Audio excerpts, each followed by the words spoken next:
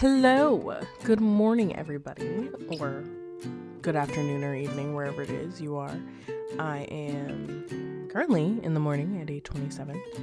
And hello, my name is Sarah and I'm an illustrator. Man, I haven't done this in a minute. It's actually fun to get back into doing a voiceover.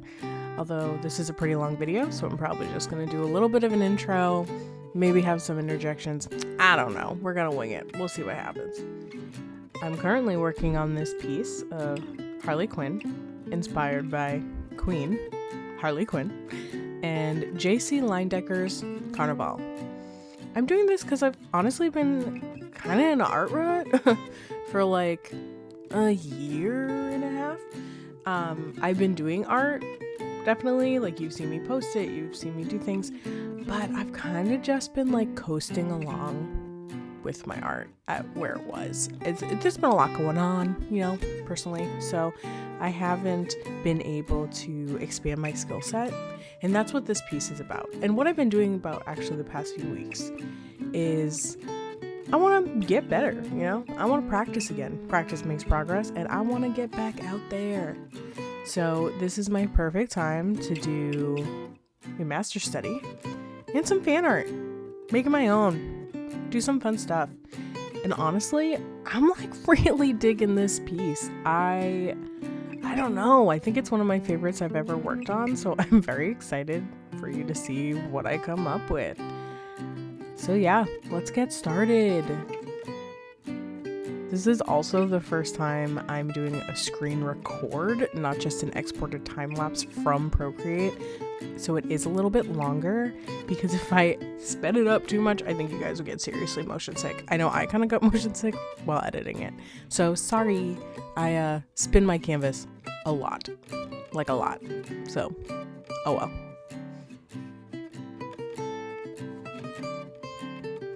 One of the things I've been doing lately to kind of get my passion back for art, is watching tutorials again. I mean, I'm watching like any tutorial I can find. I've been taking some free webinars that people have been offering because I'm broke, but I don't have a job right now. But I've been really trying to like hunker down and learn, expand my visual library and my knowledge. And one of the best videos I've been watching have been from Feng Zhao. So sorry if my pronunciation is not correct. It probably isn't. But their videos are freaking amazing. They're hilarious, one, so that already is good with me. But also, you learn a lot. I think you can learn a lot of whether you're a beginner, intermediate, advanced. You just learn some different tips and tricks. A lot of the rendering videos I really like and have been following, because I normally, if you've been following me, I do very flat art. I love line art, and I think it's so much fun and it's very relaxing, and I usually do a flat cell shaded style with that. But I've wanted to expand past that. I wanted to do more lately. I've had a pull to just render. Really get into rendering. I don't know why, but these videos have been awesome. I highly recommend you check them out. I've learned a lot about color theory and hidden colors, and even just some, which you'll see in the coloring video, some using different layer modes. I don't normally go into layer modes at all in my work, so I do that in this piece after learning a little bit from them, and I think it worked out really well, actually, and it was a lot of fun. So please check them out. They have great content. Not a sponsor, but check them out. You'll definitely learn something.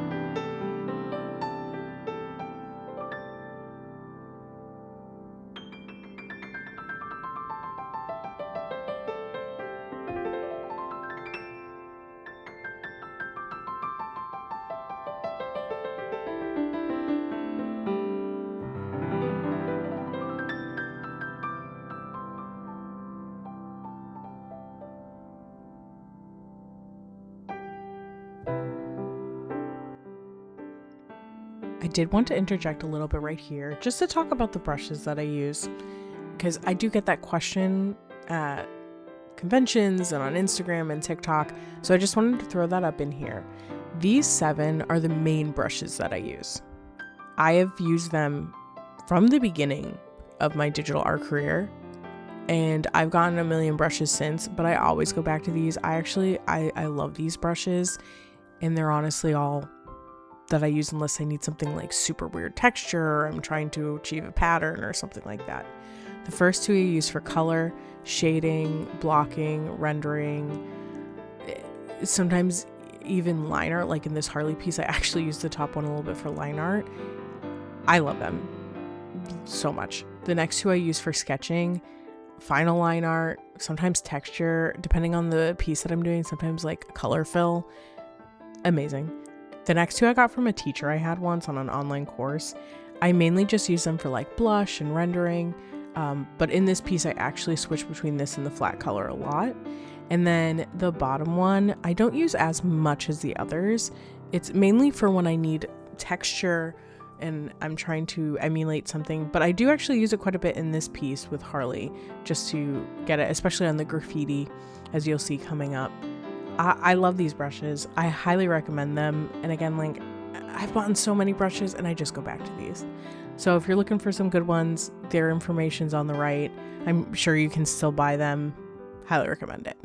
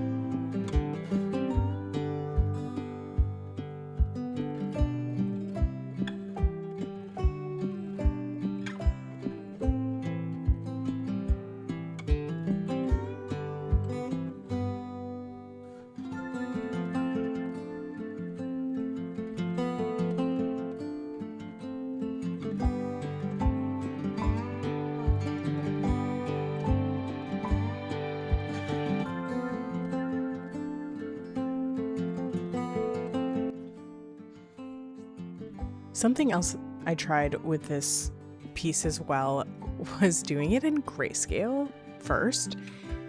Like, we're doing the render in grayscale, as you can see, obviously.